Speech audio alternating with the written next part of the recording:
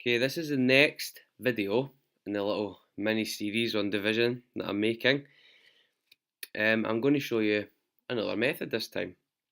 Now, this is a method that I learned when I was working in America, and I had never seen it before.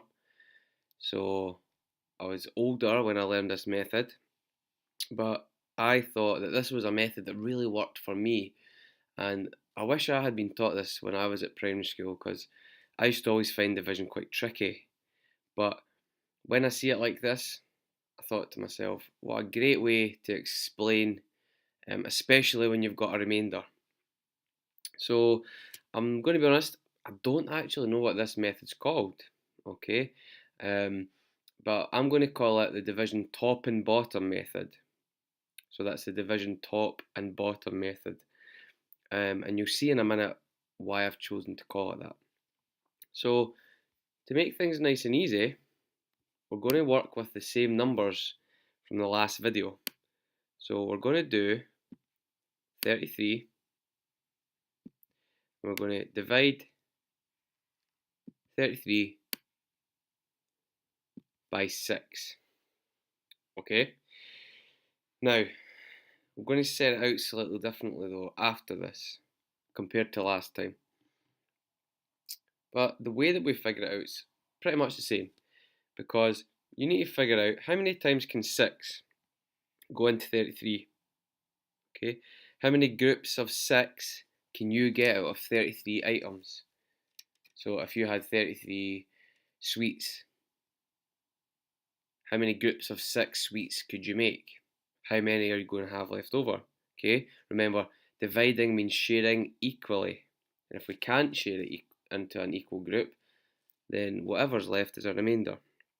So I need to think, how many times can 6 go into 33? Okay, so same as last time, I'm going to go through the multiples of 6. Okay, so we've got 6, 12, 18, 24, 30. Okay, so 6 times 1 is 6, and so on. I'm not going to repeat them all again this time. You can do that yourself. It's quite helpful that I've written the multiples out though this time.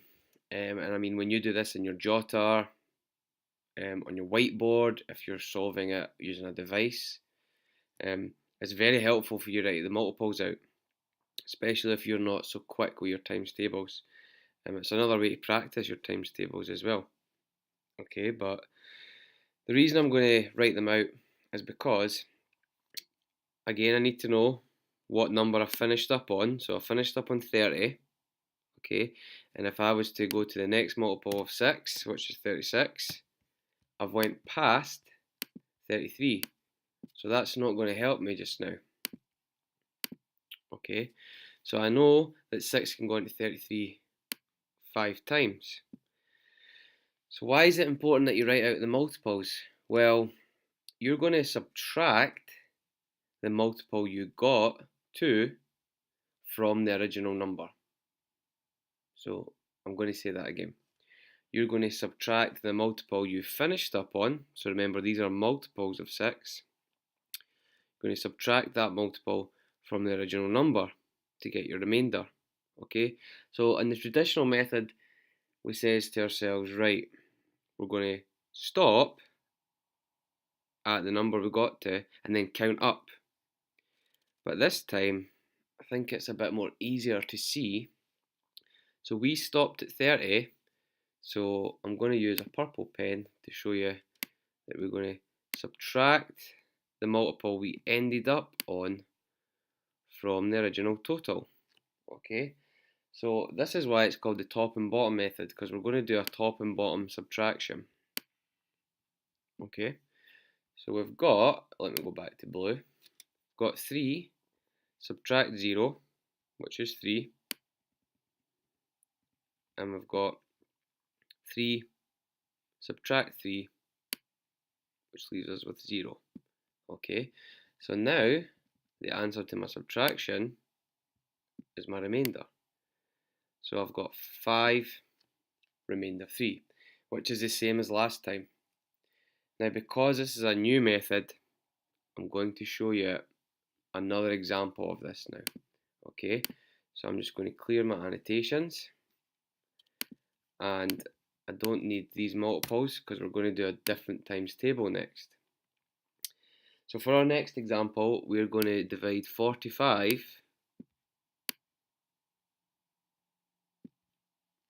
okay, and we're going to divide that by 7. So we're going to say to ourselves, how many times can 7 go into 45?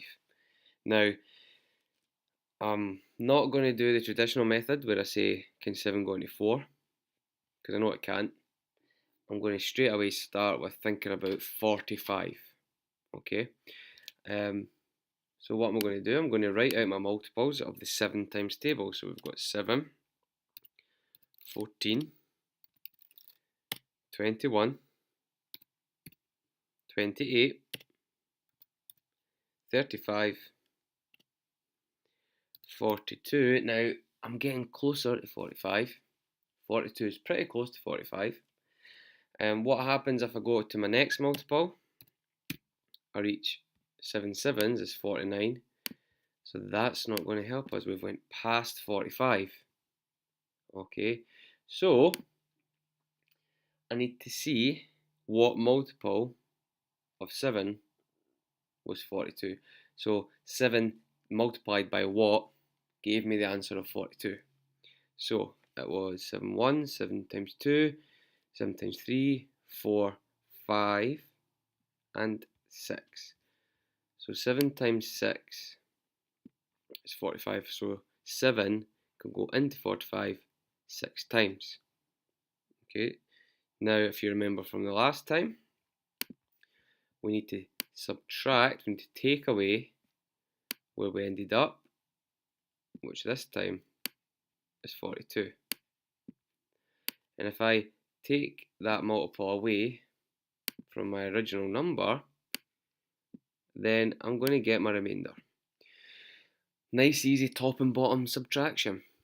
Okay, because I've got 5, take away 2, which is 3, and I've got 4, subtract 4, which is 0.